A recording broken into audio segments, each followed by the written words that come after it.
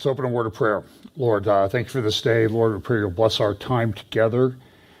Pray that you will give us the wisdom, the knowledge, the courage to stand firm in an increasingly evil day in a world that is in quite a bit of turmoil. Bless us today in Jesus' name. Amen. Well, today we're going to talk about providing the missing context. You know, when you post on Facebook or Twitter or someplace, these crazy fact checkers who nobody knows who they are, they pop up and they say, this post seems to be missing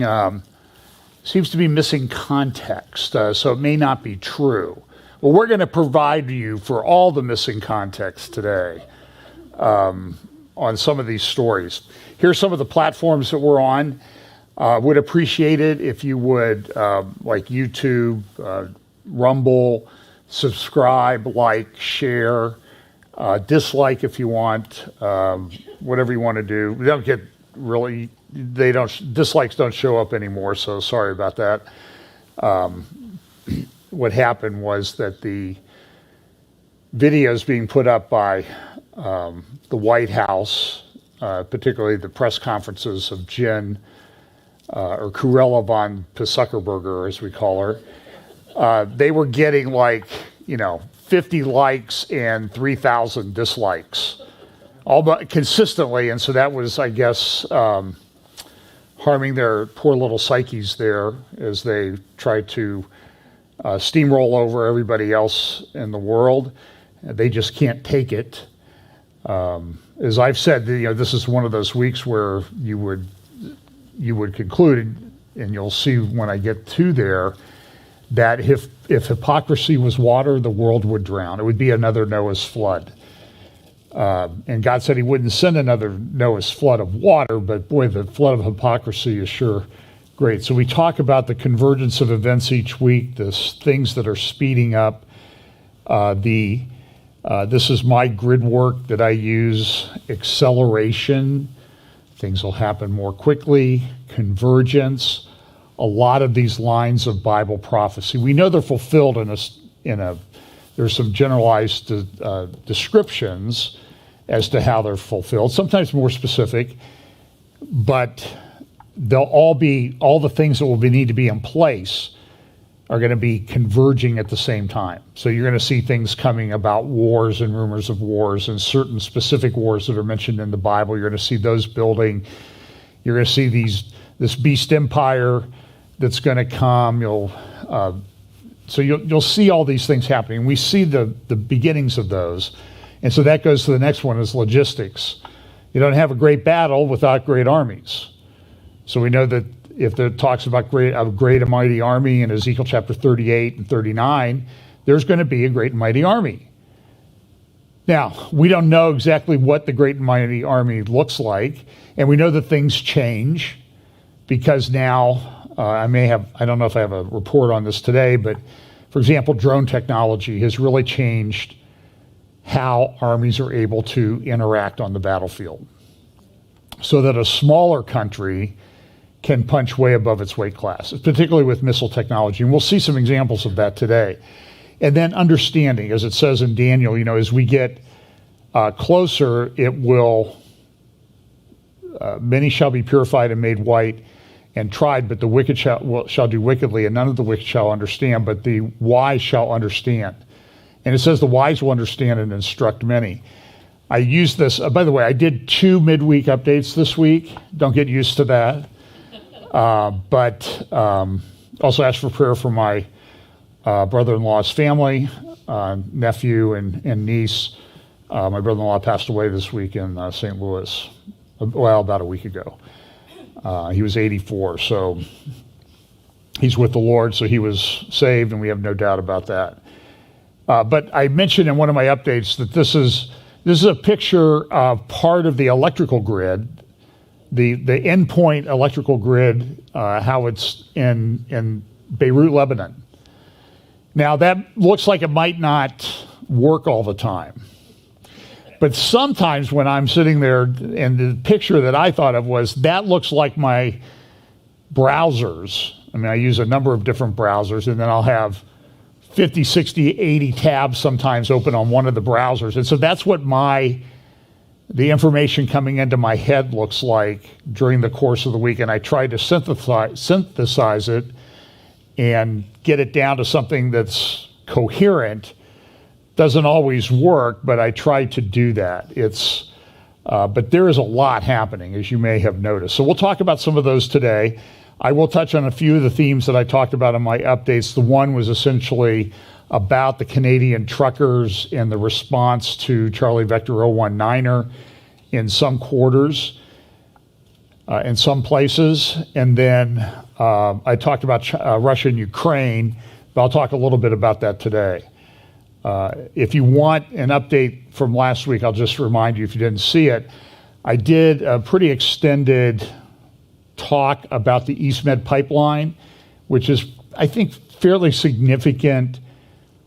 I don't know if I would say harbinger, or seems to be playing into this end time geopolitical alignment, particularly in the Eastern Mediterranean involving Turkey and Israel and others, and Lebanon. And I'll mention a little bit about that today as well. So if you want to see that, I'm going to do a standalone presentation at some point about the East Med pipeline. I pulled together, I think I have 80 files to put into slides at least. So I don't know when I'll get that done, but we'll try to get it done. So here's an interesting story. Now, we'll talk about Ukraine. Everybody, you're getting a lot of propaganda from both sides in this Ukraine thing. I'm not sure exactly who we work, but here's an article by a guy named or interview with a guy named Chalmers, who has written about artificial intelligence, technology, philosophy, and what all of this means. We're seeing this, I don't know how else to describe it. Joe Allen, who you can follow at JoeBot, a JoeBot XYZ on Twitter. And I think Singularity Weekly is one of his websites where he writes. He also writes other articles. But he talks about the fact that there's a real spiritual thing going on here with this singularity that artificial intelligence is leading to. And that behind what Elon Musk says, and a lot of people like Musk, he's created a successful car company. He may be the richest person in the world. He's going off into space. But there's really when you really analyze what he's saying, there's there is a dark, sinister spirituality behind a lot of what he talks about. And we need to be careful with this because there's a war, spiritual war going on. In Ephesians chapter 6, it says this.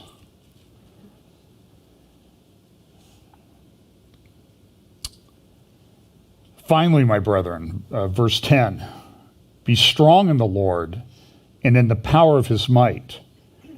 Put on the whole armor of God that ye may be able to stand against the wiles of the devil. For we wrestle not against flesh and blood, but against principalities, against powers, against the rulers of the darkness of this world, against spiritual wickedness in high places. And boy, is that ever true, is the things we're just seeing going on. There is a spiritual component behind this. Wherefore, take unto you the whole armor of God that ye may be able to withstand in the evil day, and having done all to stand. Stand therefore, having your loins girt about with truth, and having on the breastplate of righteousness, and your feet shod with the preparation of the gospel of peace. Above all, taking the shield of faith, wherewith you shall be able to quench all the fiery darts of the wicked, and take the helmet of salvation and the sword of the Spirit, which is the word of God. Praying always with all prayer and supplication in the Spirit, watching thereunto with all perseverance and supplication for all saints. For me, that utterance may be given unto me, that I may open my mouth boldly to make known the mystery of the gospel. And that's really what we should be about in this time. You know, when you live in a dark place, even a little light really has an impact, let alone the impact that the light of the gospel of truth will have on the world if we freely share it with people. And we don't know the impact that we have in this life. We'll know someday. We'll know. But we need to be sharing that gospel that's talked about in 1 Corinthians chapter 15, verses 1 through 4. So here's this Chalmers guy, his philosopher, and he's written extensively about extended minds, talking about how we outsource an expanding share of our cognition to computers. And that's true. It was less than 30 years ago that I got my first work computer. I remember it. A PC. Prior to that, I'd had a terminal at my desk where I could access a computerized database of legal research that now has almost all the knowledge ever digitized, all the knowledge in words digitized in a searchable database. When I started law school, they had 4 years of Ohio cases online, which didn't really help us much in Indiana, but it was still like, and there was one terminal for the whole law school of 850, 900 students. So knowledge has really changed, but we've outsourced a lot to computers. My first computer had 2 megabytes of RAM and a whopping 40 megabyte hard drive. Our whole network for 90 users at that law firm had less than a gigabyte of storage. Things have changed. Now we think about, we have way more in our one phone. We'll have hundreds of times more than we had in an entire network back in those days. So this philosopher, Chalmers, says, this is in the Financial Times, says this can be useful, outsourcing our cognition to computers. This can be useful. A smartphone can help us remember telephone numbers or reach a destination. A brain-computer interface can help us hear better or counter Parkinson's disease. But with our growing reliance on ubiquitous technology, he suggests that we are in effect now developing an exocortex, an external device-driven brain that is increasingly controlled by the giant tech companies. These corporations are basically now becoming part of my extended mind, he said. I mean, Apple maybe 20% of it, Google 20% of it, and Facebook 10%, who's to say? His hope that we will find alternative ways of augmenting our intelligence that are not so heavily intermediated by such companies, but that comes with the problem. Neuralink, this is the company that Musk says this year will be starting planting a chip in people's brains. So you can just plug in. Well, if you can plug in, maybe they can send in more information, but turn off other information. And see, this is the problem. This is Tower of Babel type stuff where men are trying to become God. And then you add on top of that all the talk about we're going to do gene editing. Let me ask you this. With the current environment, do you think that the people that are deep into scientism are going to be Judeo-Christian ethic oriented when they get to gene editing? I mean, did you see any proof of that over the last 2 years? What you should have seen, and here's the missing context on that, what you should have seen should have frightened you to death because of what people are doing. Now, we know how it ends. That's great news. But that doesn't mean there's some bumpy things before that. And so one of the things that they talk about, they're always talking about, we've got to control the narrative. So here's a company, this is a English company. It says powering solutions to extremism. And this is a company that's been consulted with, IDS Global, powering solutions to extremism and polarization. You can tell it's a British company because they put an S there where a Z belongs, and we forgive them for that. But these are consultants, and I talked about them once because in this whole context of building, okay, I'm not sure what happened there.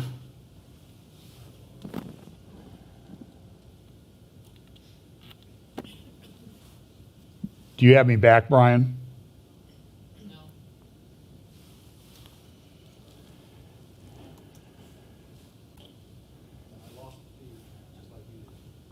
Do you have it back?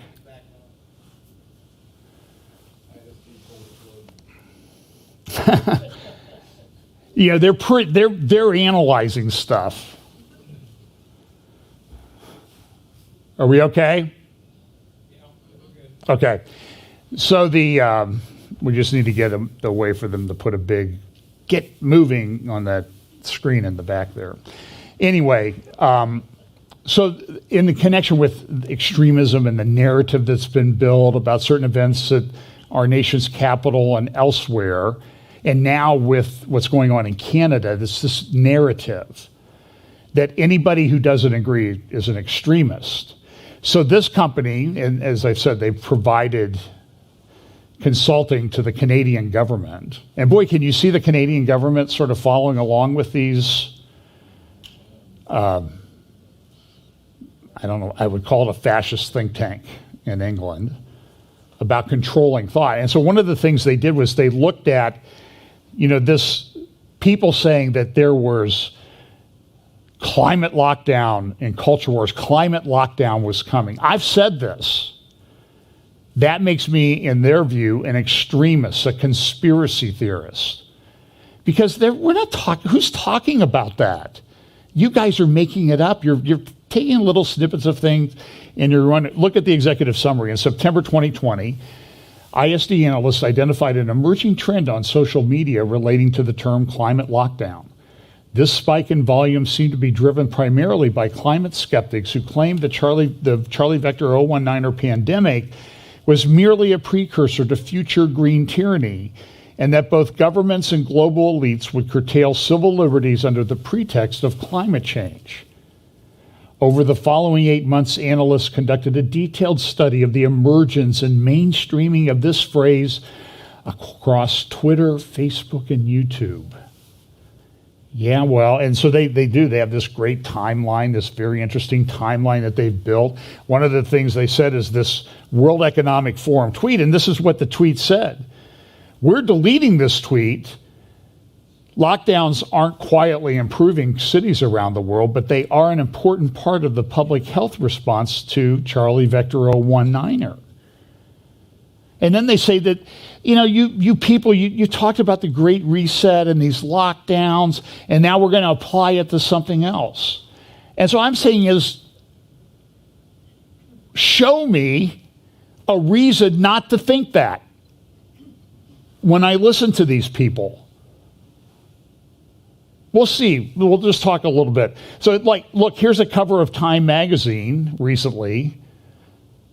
And you can see how, everything has jumped, will never be the same. And then there was another back in, I'm trying to remember what it was, April of 2020, there was an actual magazine cover called The Great Reset. And so in this report that this IDS company did, they said, people are making way too much of this Great Reset. And it didn't help that the Time magazine actually did a cover story on it, a whole cover. That kind of misled people. But I could play you clip after clip after clip of news people talking about it, of government leaders talking about it, of government leaders like Jacinda Ardern in New Zealand, who's now sort of wondering what's going to happen to her politically when they get rid of the lockdowns. A graduate, by the way, of the Global Leadership Institute that's run by the World Economic Forum, Klaus Schwab and the guys that did the Great Reset. In fact, Klaus Schwab wrote a book, The Great Reset. What was he talking about that? His vision of a Great Reset. And he has all the elites of the world coming to his thing. Now that's morphed into a thing called the Great Narrative for a Better Future. And so do you see how this all fits together? The narrative is what they're trying to provide. And so when you go against the narrative, immediately you're said, well, you are missing context. Comrade Haller, you are missing context. So here's the Canadian trucker thing. We know this. I talked about it on my update I put up on Thursday. And the police have become hardline approach to the demonstrators. And I sit here and I look at this and I'm like, what happened to the police? Now look, these guys are disrupting things. But where were all these Canadian papers and the Canadian Prime Minister, for that matter, when Black Lives Matter was disrupting city after city after city, burning buildings? And you had this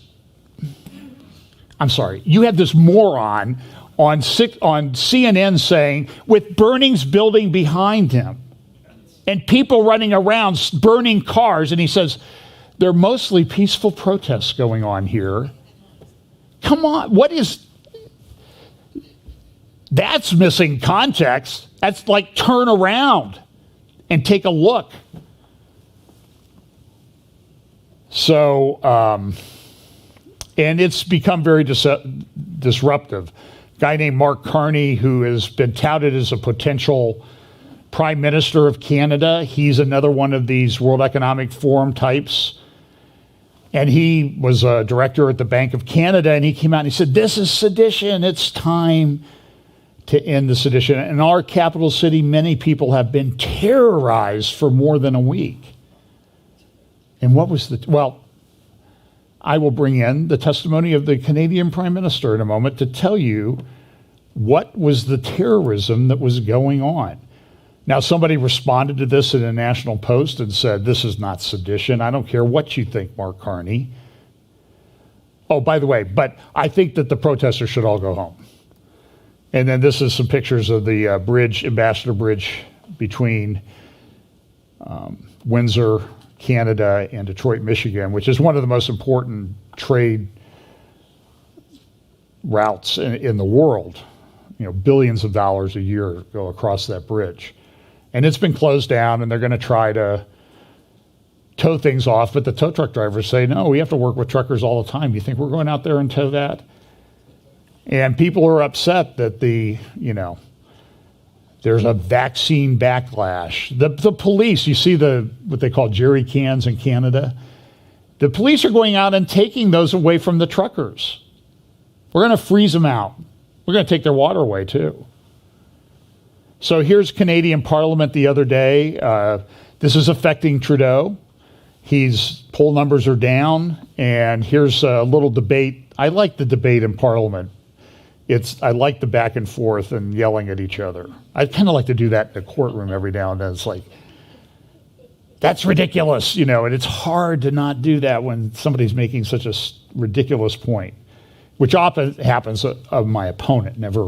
I'm sure they never feel that way about me. So here's just a short time ago, we had an election in this country where we asked Canadians how they wanted to keep fighting this pandemic. And their answer was clear. Canadians chose vaccines. They chose science. They chose to protect one another. Because Canadians know that's how we get back to the things we love. It has to stop. The people of Ottawa don't deserve to be harassed in their own neighborhoods.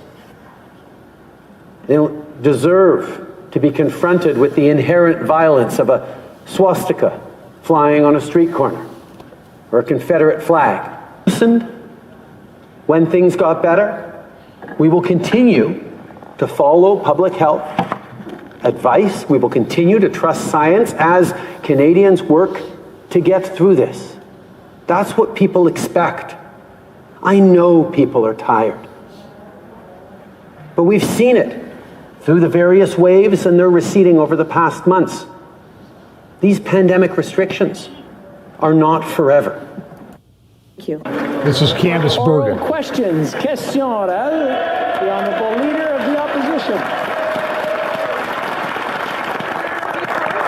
When it comes to lockdowns and mandates, we're seeing things change very quickly, and rightly so.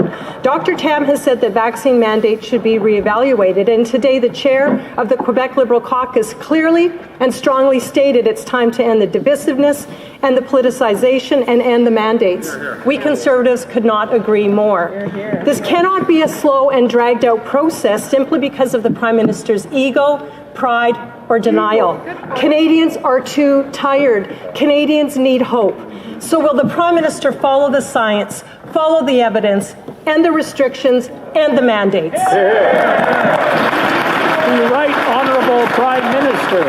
Mr. Speaker, everyone is sick and tired of lockdowns, of the measures we have to do, of the sacrifices we've had to make. But Canadians have continued to step up over the past 2 years, been there for each other, been there to get vaccinated. And that's the unity we've seen across the country of people who've been there for their neighbours, who've been there for their frontline health workers. That's what Canadians are going to continue to do. That's how we get through and back to the things we love. We're going to continue to follow the science. We're going to continue to have Canadians' backs. Okay, now see the party members behind him, they're all what? Wearing a mask. Canada's banks. Let's see if I can get to the part where she responds. So again, I ask the Prime Minister, will he follow masks. the evidence? Will he follow the science and the mandates and the restrictions quickly? The Right Honourable Prime Minister. So here they are. Canada's and banks here's what are Trudeau governed said. by laws, regulations, and practices that ensure funds cannot be used for criminal act or illegal activity, and these blockades are illegal. Canadian banks are monitoring financial activity very closely and taking action as necessary. I want to make something very clear. The illegal blockades seeking to take our neighborhoods and our economy hostage, and the collective COVID fatigue we are facing are two very separate things. If you joined the protests because you're tired of COVID, you now need to understand that you are breaking laws. The consequences are becoming more and more severe. You don't want to end up losing your license, end up with a criminal record, which will impact your job, your livelihood, even your ability to travel internationally, including to the U.S. Yeah, that would be a crime that they would deny bail for, sitting in your truck on a street. You know, we can argue about what's the best way to respond to this, but I will note this, that I saw person after person in Canada. I mean, they're having counter protests, which are okay, right? According to Trudeau. But the other people, no. You can't do that. Why, you're interfering with someone's business, I heard them say. What's been going on for 2 years? Millions of small businesses have been destroyed by these people. Did you see any compassion out of him or Doug Ford, this guy who's the premier of the Canadian province of Ontario? There's no compassion there. Goodness gracious. It shows how far we've gone. Now the trucker demonstrations are spreading around the world. And here's Klaus Schwab. Again, I know I'm a conspiracy theorist. I'm only going to play you what he said at the Kennedy School of Government at Harvard University, September 20th, 2017, interviewed by, you might recognize David Gergen there on the right. And here's what Schwab had to say about his training of global leaders. When you brought the Young Global Leaders Program here for executive education and then the Schwab Fellows. But there are two countries in the world now in which the young global leaders have emerged Tell us just a bit about that, in terms of the governance. Yes, actually, this notion to integrate young leaders is part of the World Economic Forum since many years. And I have to say, when I mention now names like this Merkel, even Vladimir Putin and so on, they all have been young global leaders of the World Economic Forum. Mm-hmm. But what we are very proud of now is the young generation, like Prime Minister Trudeau, President of Argentina and so on, that we penetrate the cabinets. So yesterday I was at a reception for Prime Minister Trudeau, and I know that half of this cabinet, or even more half of this cabinet, are for our actually young global leaders of the World Economic Forum. He goes on to talk about, now we have a new category called the global shapers. And he said, we interview people here at the school, do you think globally or nationally? And majority says, I think globally. So it's not a conspiracy theory. Again, only providing you with the context that the fact checkers seem to always miss when they do this thing. So Schwab put in this organization back in 1992 called the Global Leaders for Tomorrow School.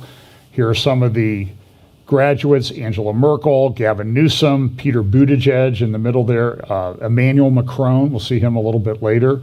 Jeff Bezos and Bill Gates were in some of the earliest classes.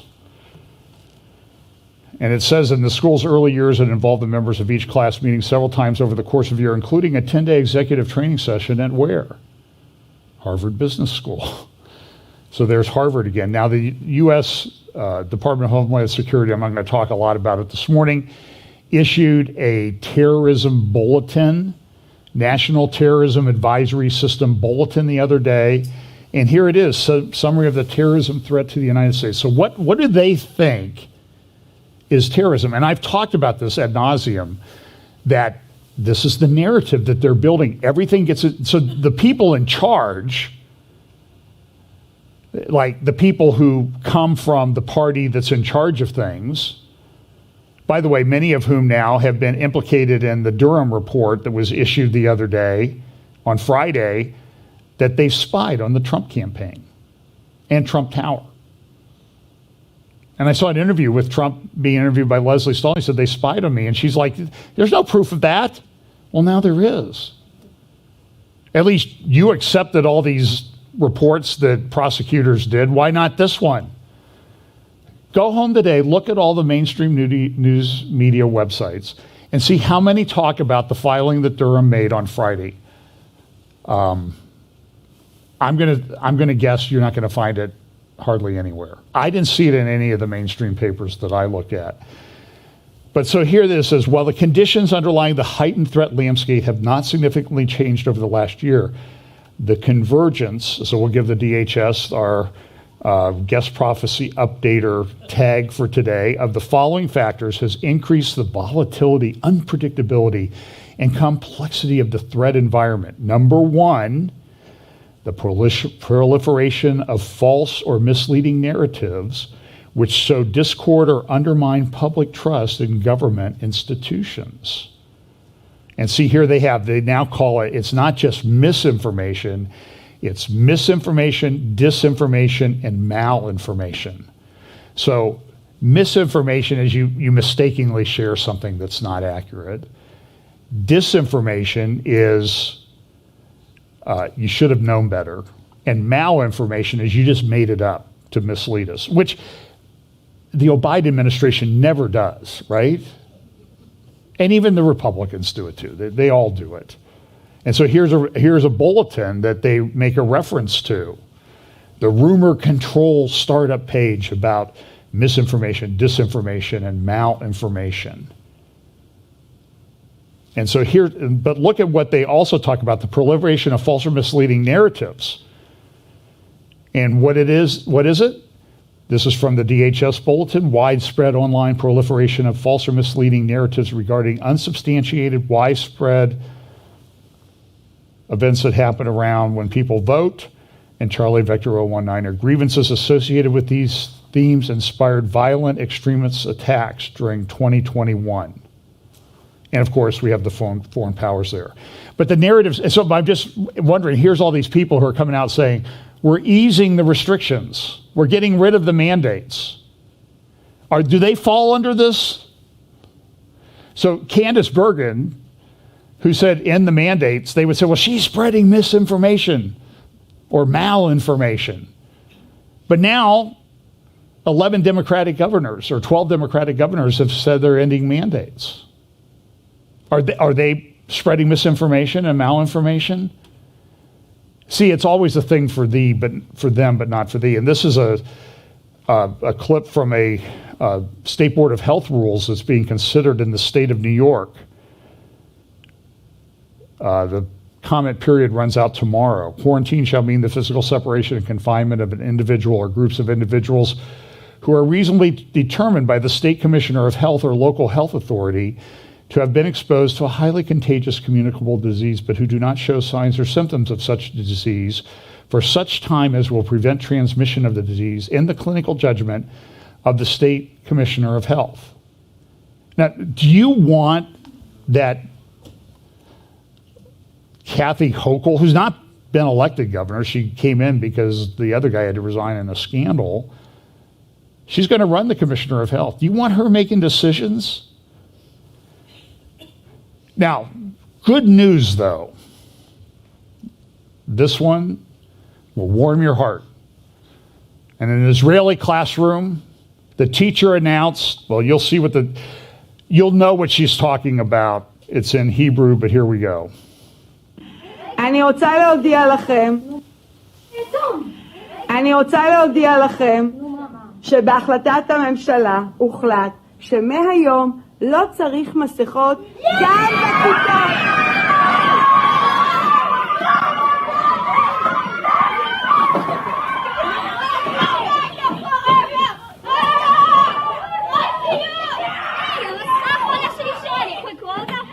אתה יכול לקרוא אותה. חברים, לא צריך מסכות. Okay, let's talk about Russia-Ukraine. Now look, this is kind of complicated. So I'm going to kind of cover a lot of territory very, very quickly. There's some things that indicate beyond what our government is saying that, that Putin means business. He's trying to accomplish much more. Now, he sent some demands to the U.S. government back in December. The government has now responded, rejected most of them.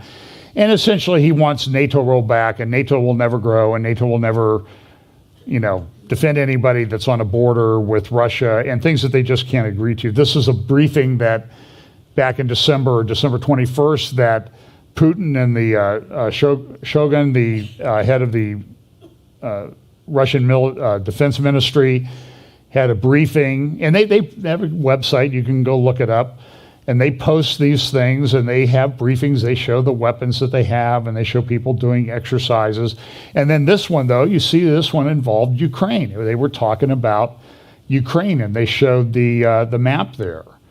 But one of the things that Russia has done in Poland, up there on the left, the Kinzhal missile, it's a hypersonic missile. It means invincible. That missile has been deployed in Belarus on the border of Poland, where they've been having some military exercises. This is a missile that we cannot defend against. Here's some articles from Financial Times about the North Korea's developing hypersonic missiles. The United States does not have a defense to hypersonic missiles. There's no laser thing to shoot them down or anything like that. And now everybody's trying to do it, and there even have been some reports that the Iranians are trying to develop the technology also. So this is what I talked about, the logistics of Bible prophecy, and how did some of these countries who aren't these world superpowers, how do they punch way above their weight class and cause this problem? And part of it may be developing technologies. And we haven't even gotten into artificial intelligence and drone technology. In fact, Putin here this is back in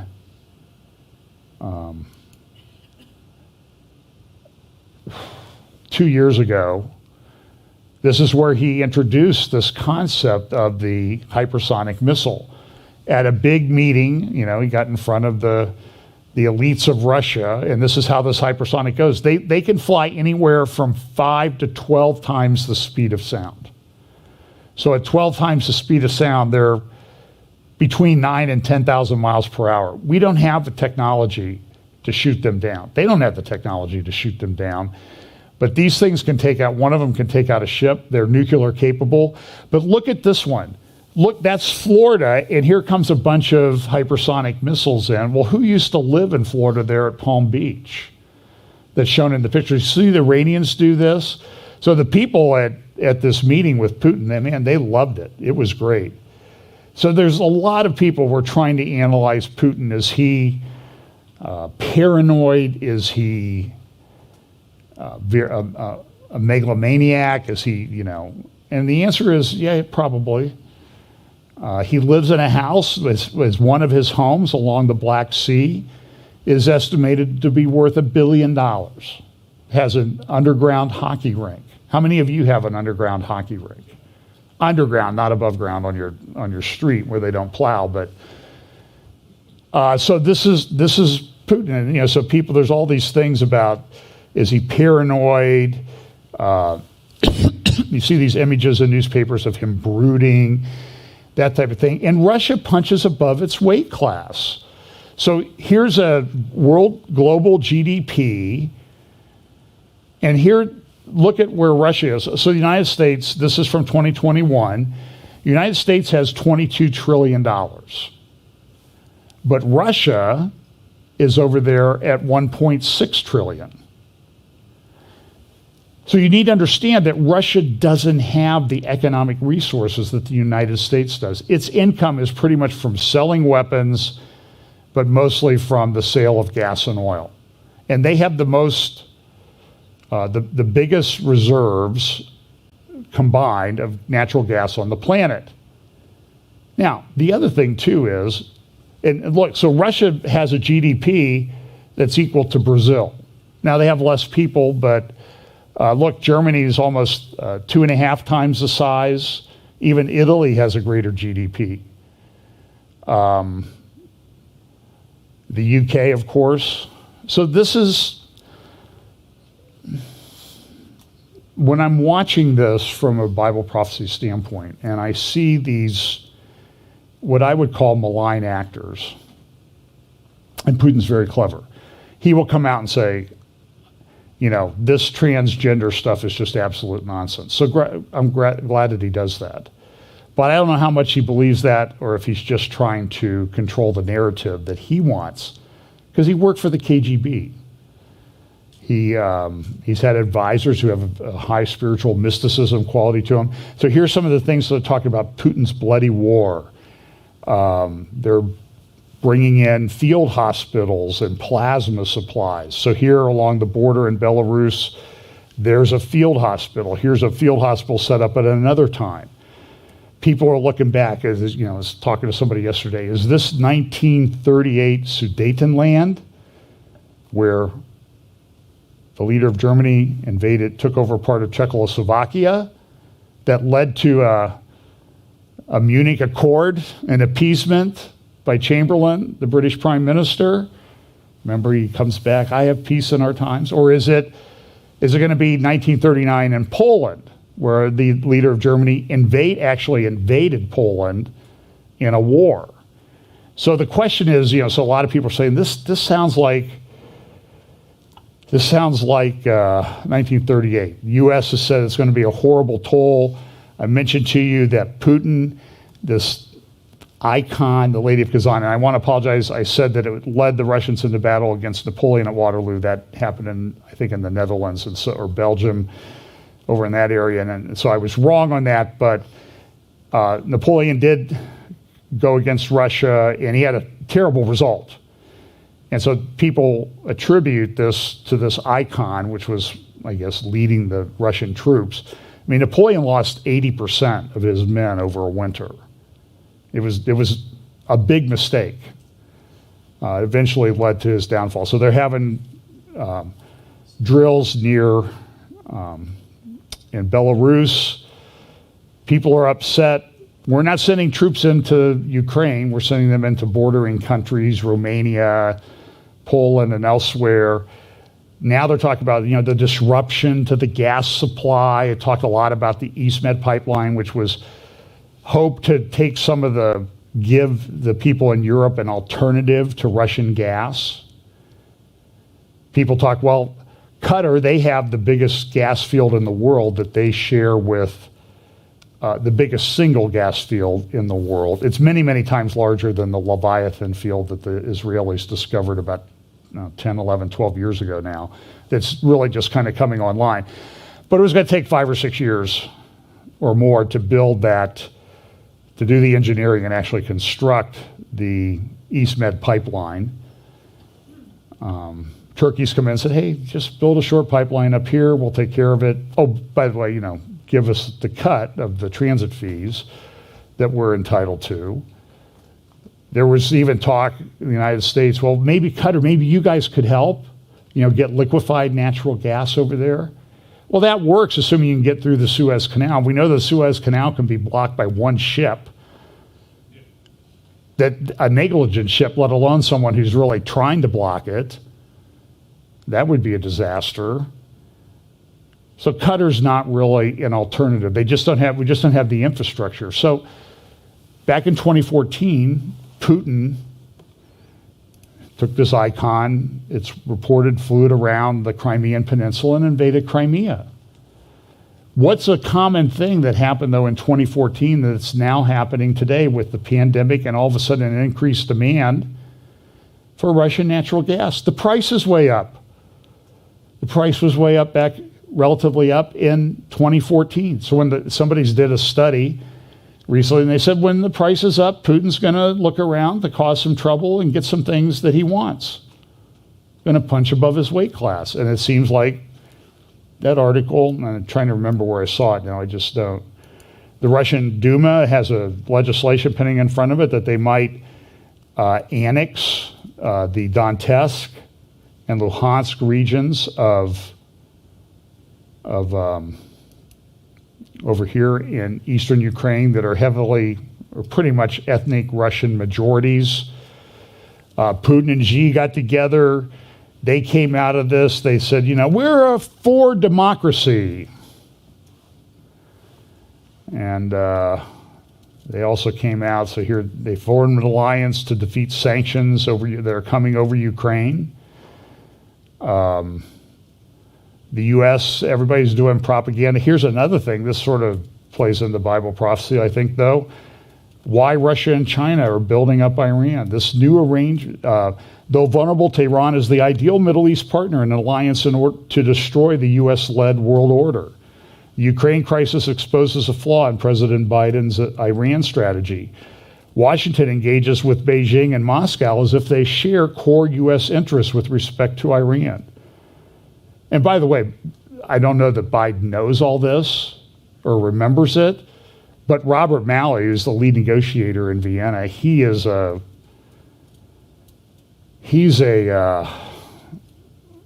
compromiser of the first order and pro-Hamas. And they just released the Houthis in Yemen. They said they're not a terror organization anymore. Well, what do you think's happened? Well, they've been sending drones and missiles into Abu Dhabi and Dubai in the United Arab Emirates, into Abu Dhabi and the United Arab Emirates. So that's certainly what officials, this article in the Wall Street Journal says in Tehran, are saying. Last weekend, a spokesman for the Iran's Parliament's National Security and Foreign Policy Committee said, in the New World Order, a triangle consisting of 3 powers, Iran, Russia, and China, ding, ding, ding, has formed. And he was clear about the goal that this new arrangement heralds the end of the inequitable hegemony of the United States and the West. In sum, the article says China and Russia are building up Iran. Both need a partner in the Middle East devoted to resistance to undermine U.S. power. Why is the Biden team going along for the ride? Washington's approach should be more strategic among the members of the global alliance dedicated to destroying the American-led order. Iran is the most vulnerable. The job of the U.S. is to defend it. And I would highly recommend that you go listen to the last couple of weekly podcasts of the Caroline Glick podcast. She talks about this in an article in Israel Hang Home on Friday. She also taught, you can get that at carolineglick.com.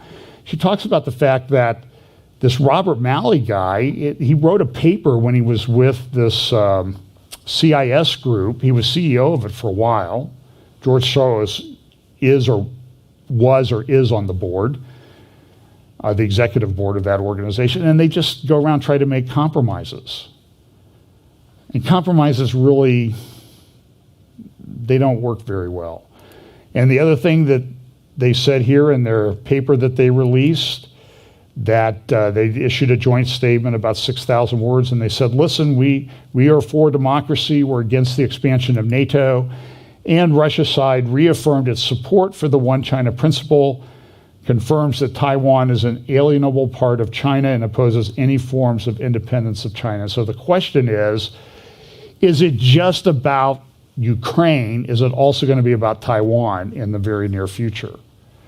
Now, I don't think anything will happen on Taiwan until after the Olympics are over, and it may be that Putin waits, but it did not go well. Well, Emmanuel Macron, he got involved. He went to Russia and then to Ukraine to try to negotiate a thing, and it didn't go very well for Macron. One of the first things he did was he refused a COVID test in Russia because he said, if you do the COVID test, you could get my DNA. Now, that's kind of interesting because a lot of people that are accused of misinformation, disinformation, and malinformation have been saying that about the COVID test, but it's okay for Emmanuel Macron to say it. So I'm only providing context. This is what Emmanuel Macron himself said when he went to Russia this week. I don't want one of those tests, not administered by Putin. And there was a lot of back and forth, and this led to some, I love the creativity of people on the internet. By the way, the other thing that you learn about Macron saying he doesn't want Putin to get his DNA is that he has DNA. Remember when he came out, he said, I'm going to govern like a Roman god. Well, maybe he's not. Maybe he was just lying. But there was a lot of back and forth. This is what one person said, that Putin got the long table out because he didn't have a test, so he had to stay far away. So some people have made up some wonderful little videos. Here's one that I think gives you an idea of the back and forth. They also had a very fancy dinner, with like apple tart and that type of thing. And you'll see a picture of the menu in the upper left-hand corner. And here's somebody imagining what happened at dinner, between... Vous me voyez? Un peu, oui. Envoyez-moi un peu de pain et un couteau, s'il vous plaît. Voilà. Voilà. Okay. Yeah. Oh, and here's another one. The long table, and you got to shout, right? So here's what somebody said they thought happened.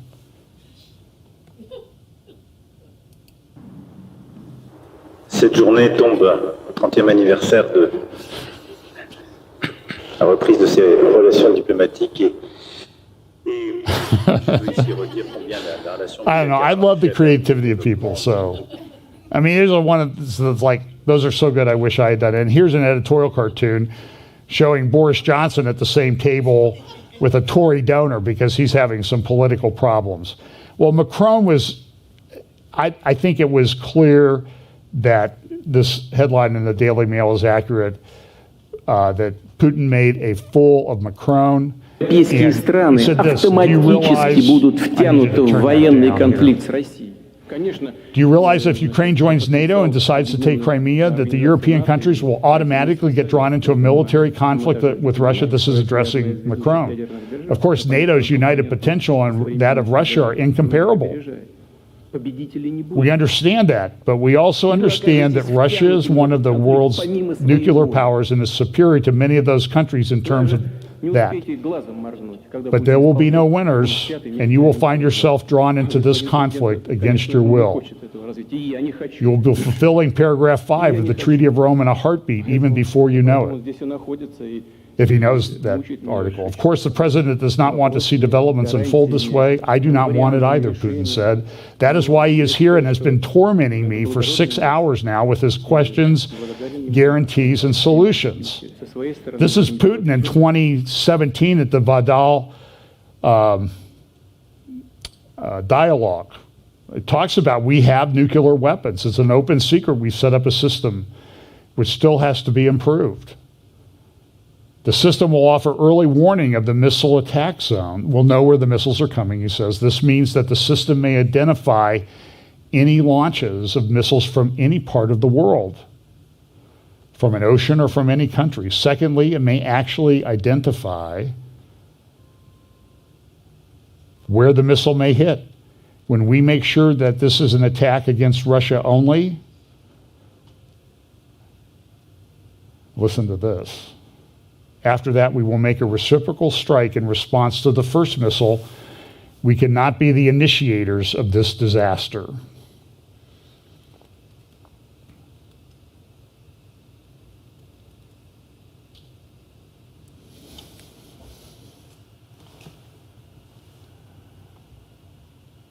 Of course, in this situation, we are waiting for somebody else to use nuclear weapons against us.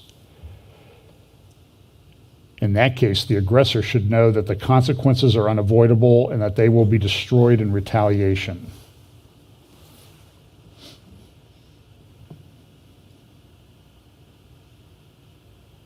We will not be victims because we are going to paradise, heaven, and they will simply die and not be able to repent. So, to make matters worse, the British Foreign Secretary Minister Liz Truss went to Russia. She was kept waiting out in the car. They told her to park down the street. She had to park down the street. I mean, very humiliating. I mean, this is a press secretary of a country that's got double the GDP of Russia, foreign minister. And she came back and Lavrov, I mean, this guy's been around forever. You know, these guys are well trained. And he essentially said, listen, at the news conference, I felt like I was talking to a deaf and dumb person. He actually said that. Now, so he didn't think the conversation went really well. And then he said, listen, you guys think that we got to wait till the ground turns hard like stone before we can invade Ukraine. Well, let me tell you something. I was listening to somebody, it was like talking to somebody who had already turned to stone. That did not go very well. The British press was having a field day with it. Now everybody's saying, get out, get out, get out. The United States have said, get out. The Israelis have told their people to get out of Ukraine. Somebody posted this, which I thought was a clever cartoon about U.S. embassies in Saigon, Kabul, and now Kiev. In the Washington Post, this is a report from a hearing that was held, I think, earlier this week.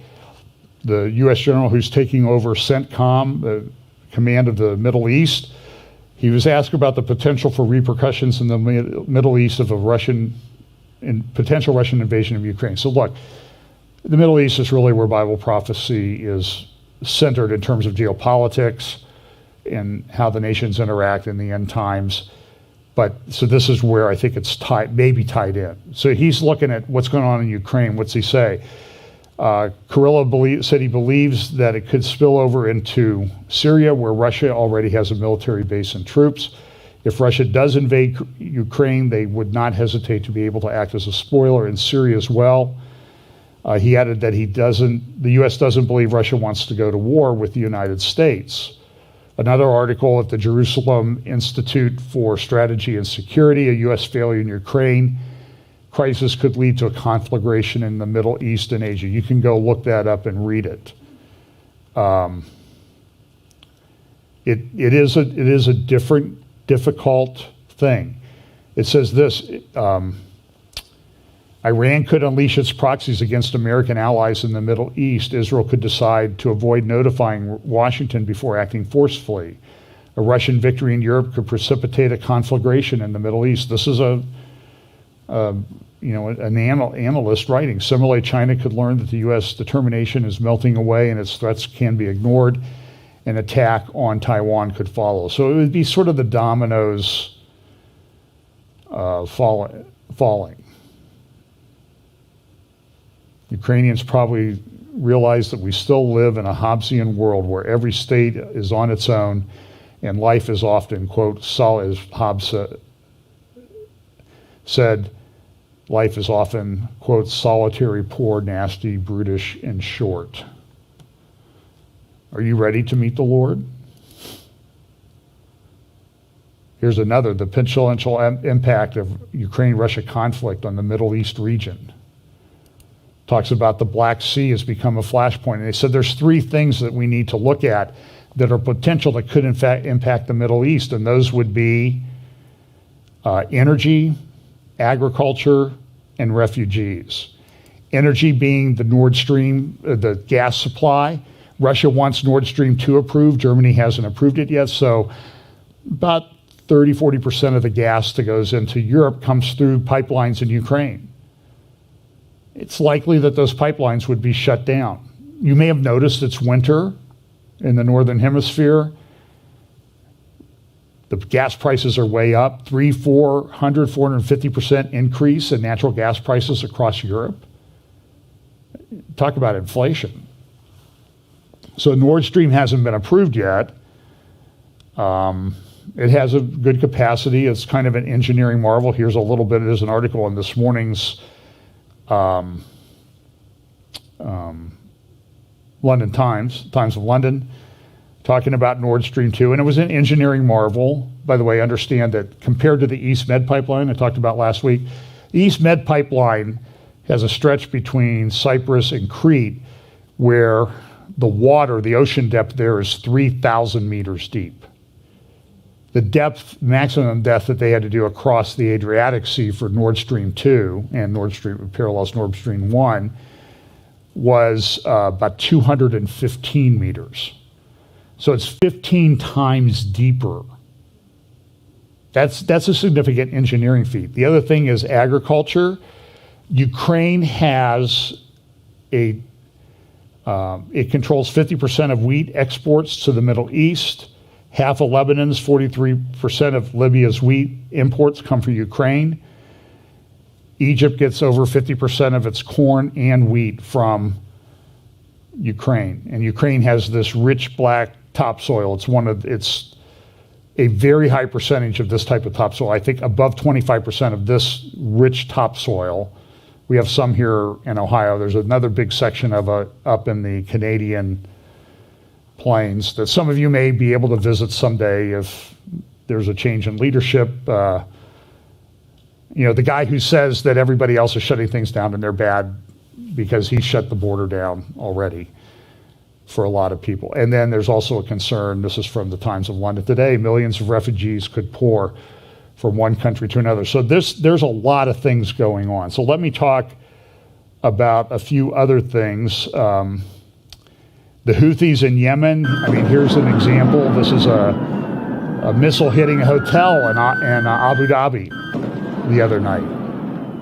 So take the Houthis off the watch list. They start sending missiles and drones into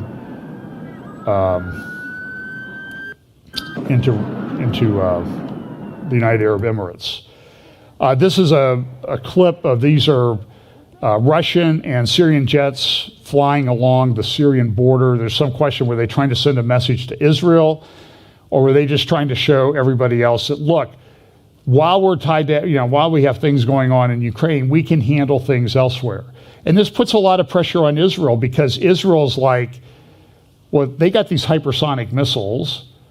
And now there's this one article, it says, are they trying to provoke Israel against Russian assets in Syria? This is an article written a week ago Friday by Eric Mandel. in the Jerusalem Post. And they talk about, I've showed you this clip before of how, this is a Russian-made computerized graphic of a Aleutian troop plane. I think it had 25 people on it. And as the plane was flying around, they say, well, what Israel did, Israel wanted to attack Damascus. So they cloaked. They got behind, strategically behind this airline, this plane to hide themselves. And then what happened was the plane flew into where the missiles were, and it got shot down. So Russians blamed Israel for that. The Alma Research Group, they think that it was really Russia trying to show everybody else what they're doing. But it also, Eric Mandel's article also talks about the fact that Israel or Iran is placing assets next to Russian assets to try to get Israel to trip up. And there was an attack in Syria again. Now, Israel's pretty good. They do pretty precision attacks, but even after the attack Thursday or Friday, Russia issued a thing and said, look, Israel, you need to stop these airstrikes in Syria. Something's going to go wrong. Seth Bransman a few weeks ago in the Jerusalem Post had a great article, Turkey's Israel agenda, giving nothing, getting everything.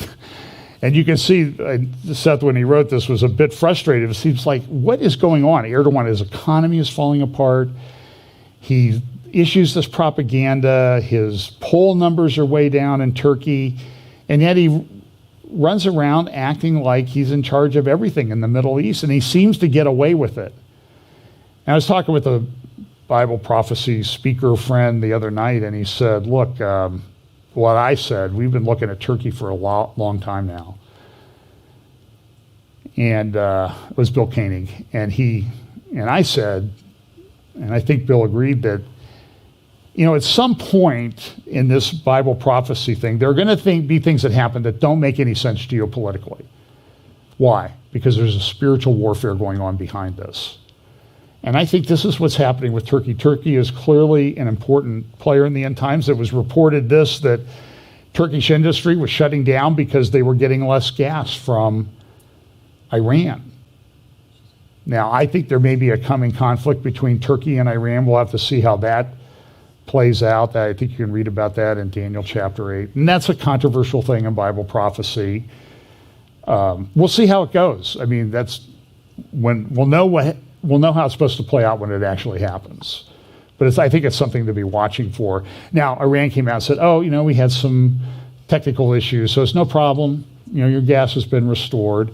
Even an article in the Financial Times about the strange resilience of Turkey's economy demands explanation. I mean, so here's an economist for the Financial Times, and he's looking at what's going on in Turkey. Everything is falling apart, inflation and that type of thing, but Turkey seems to be moving along. And he's sort of asking the question, how is this happening? Now, he gives a very technical explanation here. It could be. Now, Israel's also having, I mentioned this, Bennett came out and he said, we're going to stop Iran. We're going to do everything we need to do. The Israeli Institute for National Security Studies in Tel Aviv, at Tel Aviv University, issued a report. They also had a follow-on conference. This is their strategic assessment for 2022. It's only in Hebrew yet, so it's taken me a while to get through this because, well, I'm augmenting my brain with Google to translate the Hebrew, Google Translate. So I'm working through it. But they had a conference called A Time for Critical Decisions. They had a war game thing that they did about unrest in the Middle East. And I was talking to a briefing with General Amir Avivi of IDSF, Israeli Defense and Security Forum, the other day. And he was talking about the fact that there are big concerns about the unrest in Arab communities in Judea and Samaria and within Israel proper about how to manage that. So much so that the INSS strategic assessment said this is really the major thing that Israelis are concerned about, at least in percentage basis. They're still concerned about Iran, but the unrest in Arab communities, both within Israel and within that area called the West Bank improperly, that's a concern. So back in early January, Naftali Bennett, here's a protest in Gaza the other day that was kind of interesting. The people in Gaza were burning posters of Nasrallah and Soleimani. That's kind of unusual. David Weinberg in the Jerusalem Post wrote about the fact that, boy, we really think that INSS is getting off. What about, why don't we have like a good offensive strategy to like actually win a war? And he's written another recent article. He's also a contributor to this Israeli Defense and Security Forum that I was talking to the other day with the founder. And he goes, where's the Zionist fervor to upgrade security by taking the offensive against our enemies? So here's Naftali Bennett. He's talking about Iran. This is at the recent Davos meeting, World Economic Forum, about a month ago. Here's what he had to say. We know at the same time that there is a growing optimism in certain quarters of the international community that Iran nuclear negotiations will progress in a positive direction and lead to an agreement.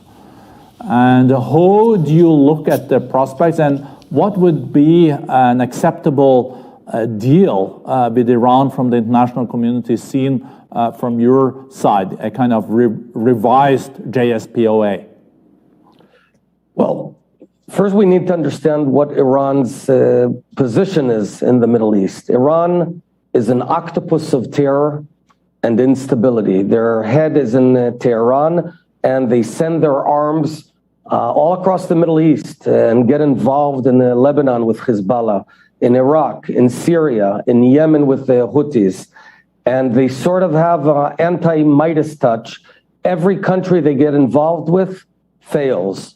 Look at Lebanon now, falling apart. Look at Syria. Look at Yemen. And they have a modus operandi, a very clever one, where they sort of drive out terror, but through their proxies. So they lay back supine in Tehran, sort of remote from the terror that they're conducting, and they send others, their messengers, to conduct terror. We've seen it in Israel with Hezbollah, with Islamic Jihad, with the Iranian militias in Syria. How very comfortable is it for the mullahs in Tehran to cause despair? And I think we see a very similar situation with the Houthis. Who stands behind them? It's Iran. Who funds them? Iran. Who provides them the weaponry? Iran. Who directs them what to do? Iran. So I think the first thing is for the decent countries, the free world, to call Iran on what it's doing. They are the source of terror in the Middle East, and we have to fight back.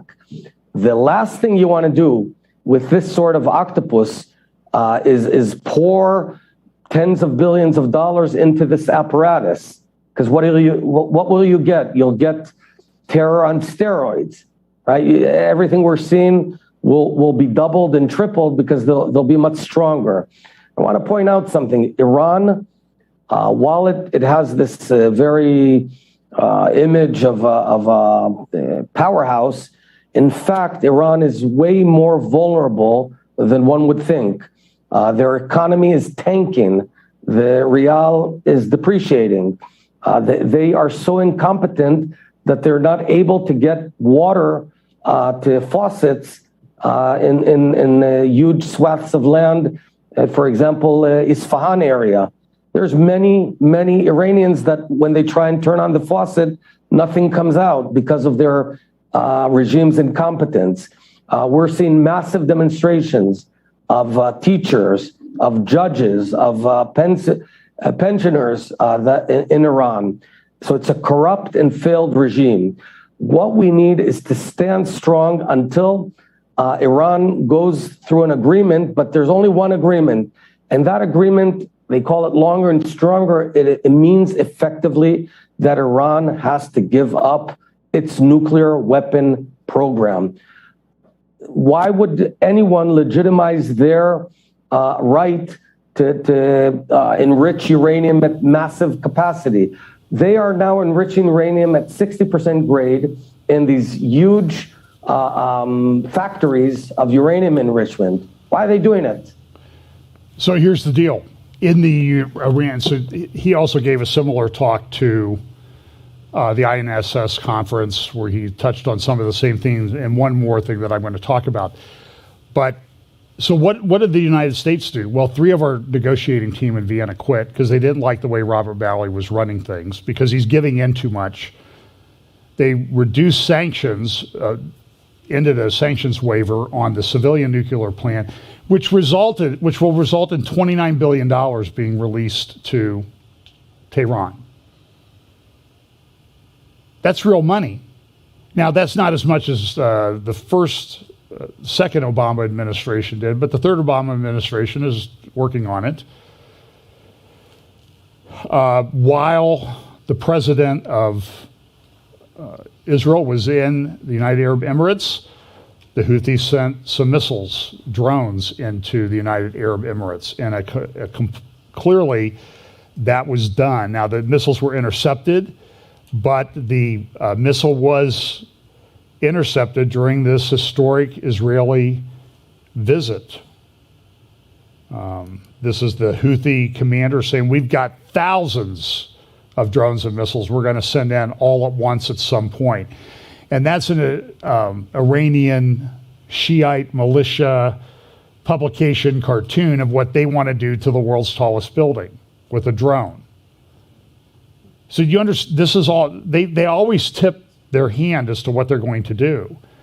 And Bennett was correct. Look, we've got to do this. Now, at the INSS conference, he came in, and one of the things he said during his talk there was, look, we have a laser defense system. I've played you a clip of it. I'll show you that in just a moment. And he says the campaign to weaken Iran has begun. This campaign is conducted in all dimensions: nuclear, economy, cyber, overt and covert operation actions alone and also in cooperation with others. Now, in follow on to that talk where he mentioned the lasers, he said, we're going to deploy these lasers to shoot down Gaza missiles. And here was, when they did a test of this last year, this is what the video looked like. What Naftali Bennett, you can see him up there, he's talking in that insert. You don't need to show that because we know what he looks like. But this is, the Israeli defense contractor and IDF put up this video about their laser-controlled system that they're going to use to shoot down missiles and drones. And this is what Naftali Bennett said. Within a year already, the IDF will bring into action a laser-based interception system, first experimentally and later operationally, first in the south, then in other places. And this will enable us, as the years advance, to surround Israel with a wall of lasers which will protect us from missile, rockets, UAVs, and other threats. But in fact, it will take from the enemy the strongest card that it has against us. The economic equation will be overturned. They will invest much, we little. Because if you're able to intercept a missile or rocket with an electric pulse that costs several dollars, as opposed to $100,000 to set off one of the Iron Dome missiles to shoot a missile down, the economic equation changes. So look, right now this is a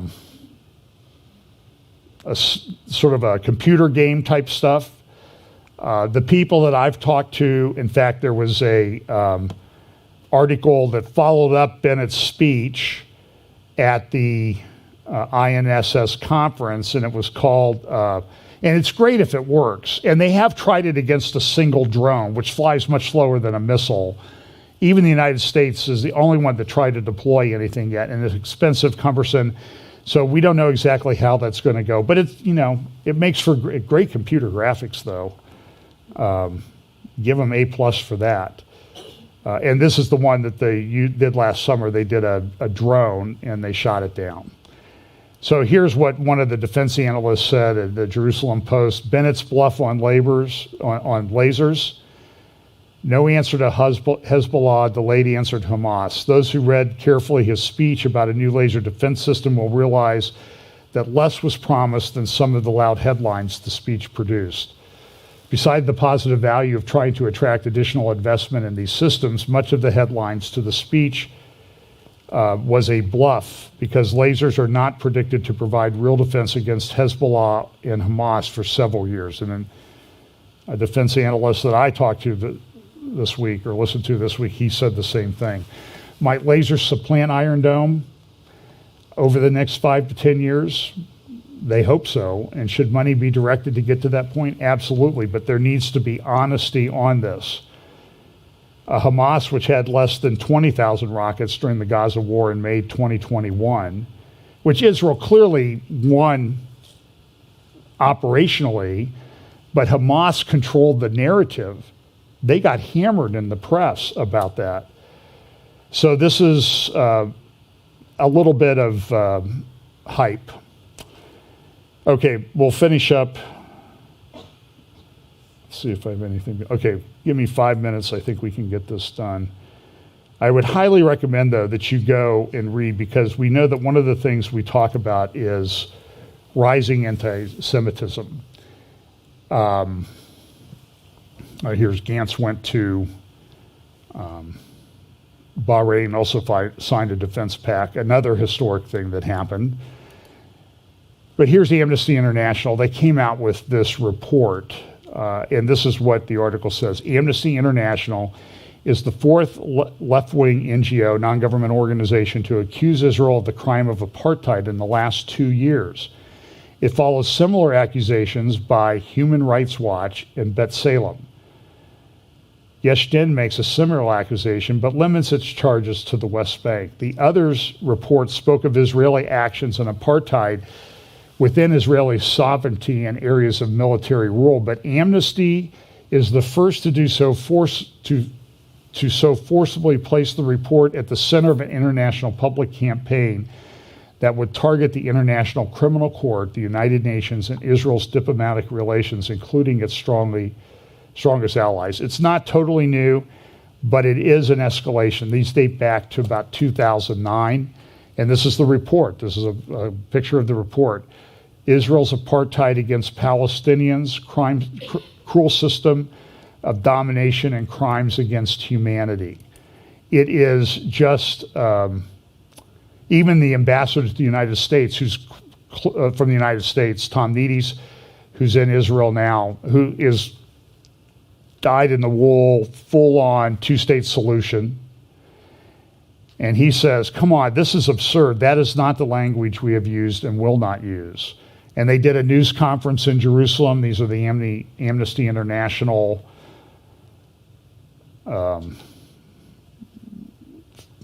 thugs. They're awful people. And so here at BBC, Israel policies amount to apartheid.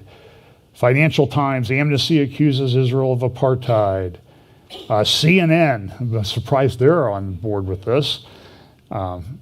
I guess they're still in business. I didn't know, because I haven't seen much of them lately, except people getting fired for all kinds of shenanigans. Amnesty accuses Israel of apartheid.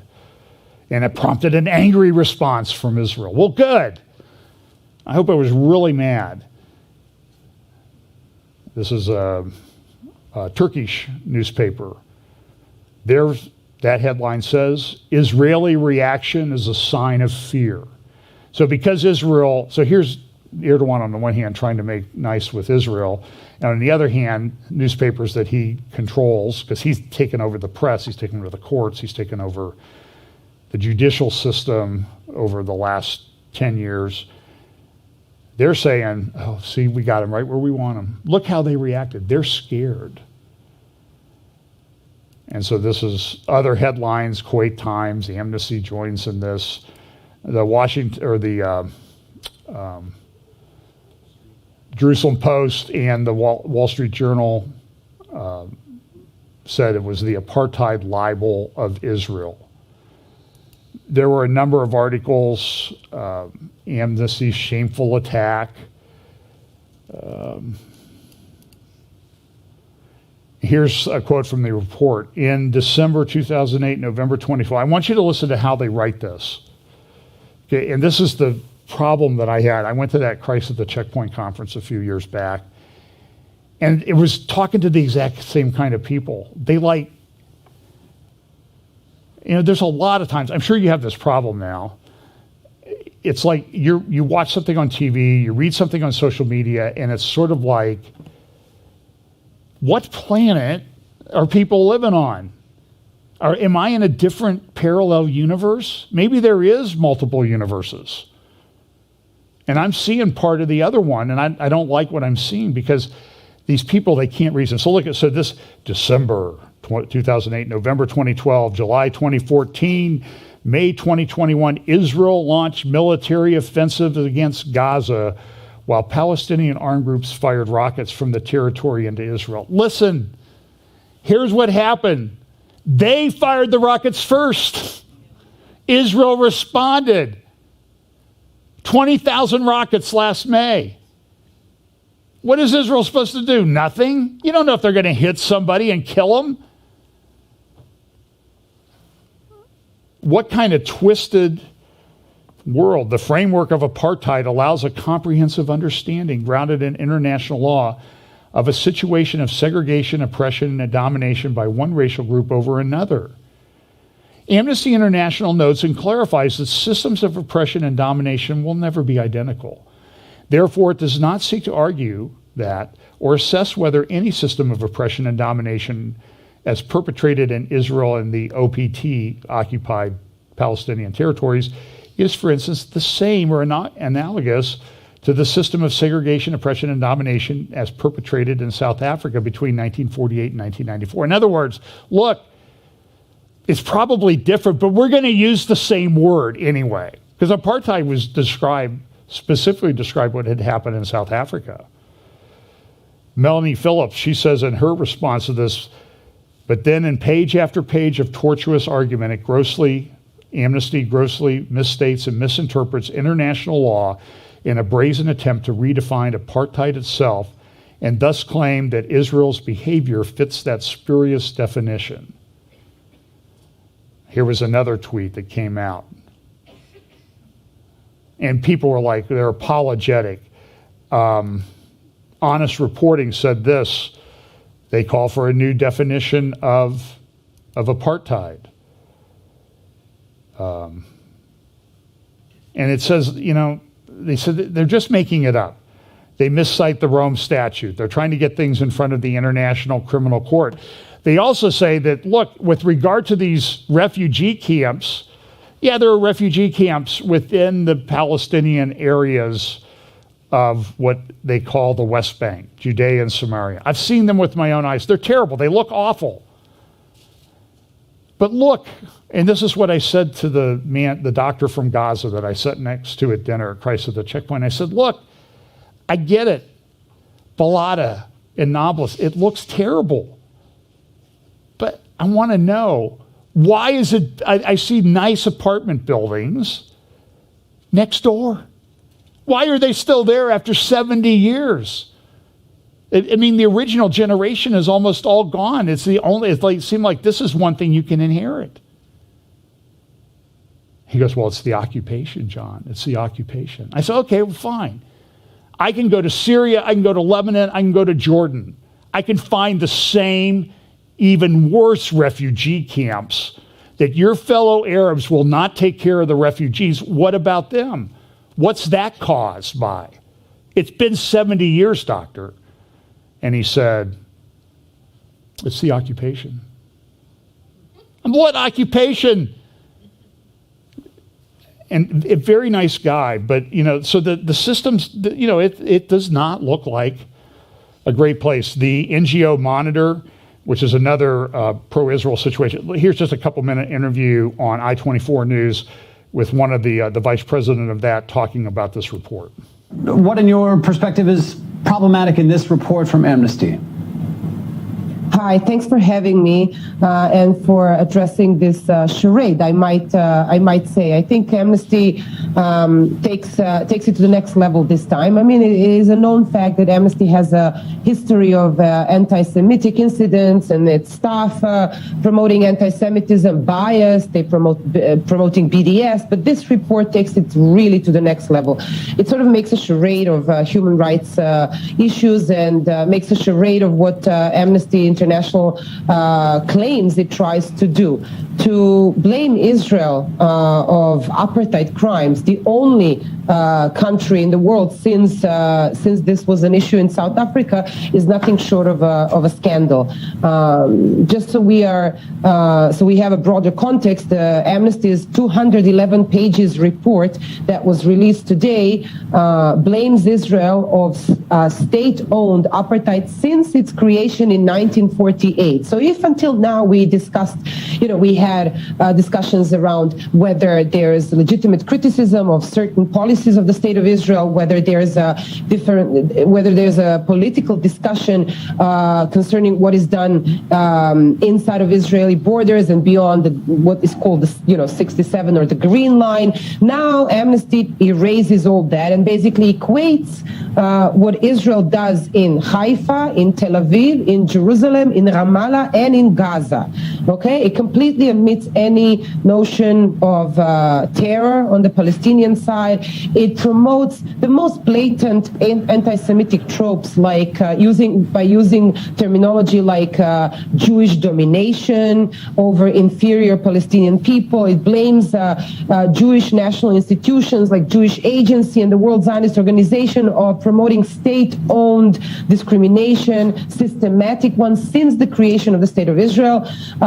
It basically artificially manipulates the laws of the State of Israel. That's mainly there to preserve the Jewish identity of Israel as the only Jewish democracy in the world. Essentially, what the report does is calls for the destruction of the State of Israel as a Jewish state and as a manifestation of the Jewish right for self-determination. And that's true. So this is Melanie Phillips, the Amnesty International hate group.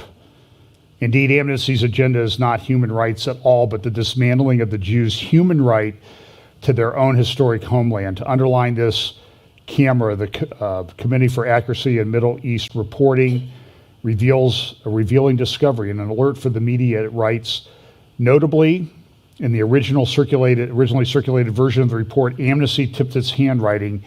This system of apartheid originated with the creation of Israel in May 1948. And so this is what this vice president from NGO Monitor said, exactly what she said in that interview.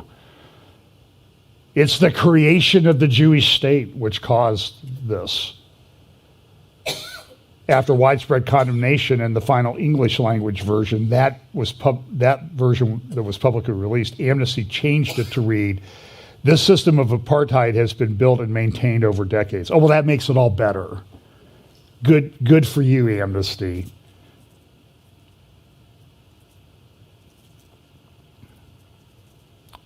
Nevertheless, Melanie Phillips says the agenda behind this report remains perfectly clear. Amnesty thinks the Jewish state needs to be dismantled. Indeed, the intensity and obsession of its hatred for Israel, its inversion of victim and aggressor, and its disdain for Jewish suffering and Jewish human rights, it has the feel of the Palestinian Authority or Hamas propaganda. Go read her article at her Melanie Phillips at Substack. Anyway, CAMERA does a great article. I don't have time to go into it. NGO Monitor, their report that I was referenced in that interview, False Knowledge is Power, Deconstructing Definitions of Apartheid that Delegitimize the Jewish State. I did not get to, I got to tell you about this. So while they're negotiating in Vienna about the Iranian nuclear program, what does Iran do? It releases a new missile that, of course, can reach Israel and beyond. And so this is a great editorial cartoon, I think. Here's the Vienna negotiating, and everybody's got a pen and paper But Iran, they're using a missile. You see this is exactly what's going on. This is not even a misrepresentation. And this missile has a lot of firepower. And this is, one of the Iranian Revolutionary Guard Corps people talking about it. And so Iran is telling everybody what they're doing, what they're going to do. They've released this missile. It's called the Cloward-Piven.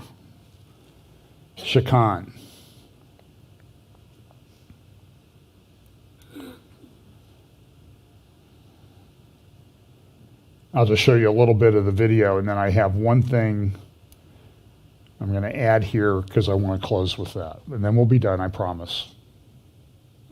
Mostly, promise. My wife, I can hear the one laughing the loudest is my wife. I gave her card early, too. I shouldn't have done that. I lost all my leverage. So anyway, so this is what the Iranian missile can do.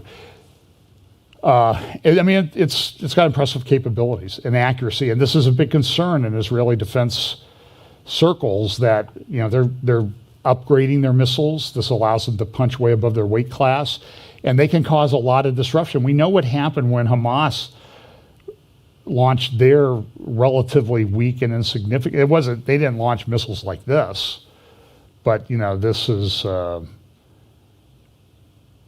there we go. Okay, that's the end of that. So let me add one thing here. I got to sign out of my, hopefully this will work.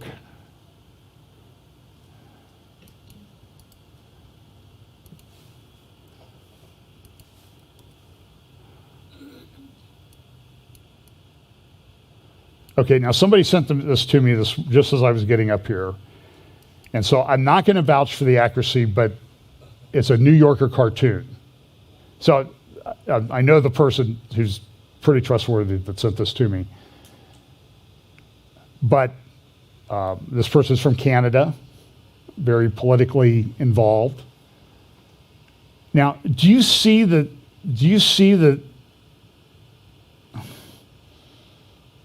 dark, sinister force behind that editorial cartoon? That what's going to tear down democracy and society is a truck with free speech on the side. So listen, we live in a very dark world. Put on the whole armor of God. Share the gospel with people around you when you have an opportunity.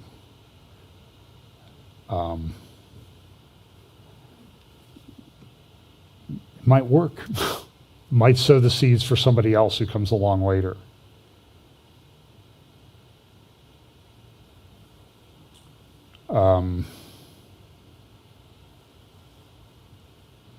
This is a very interesting time to live. Put on the whole armor of God, share the gospel, stand firm in the faith, stay in the Word of God, and act like men. That's what we need to do. Let's pray. Father, thank you so much for your word. We pray that you will give us opportunities to share the gospel of Jesus Christ with those around us, because that is the only hope for this world. And we all look forward to Jesus ultimately returning, taking care of this, cleaning it up, setting up his kingdom where he will rule and reign. Hasten the day, Lord. Hasten the day.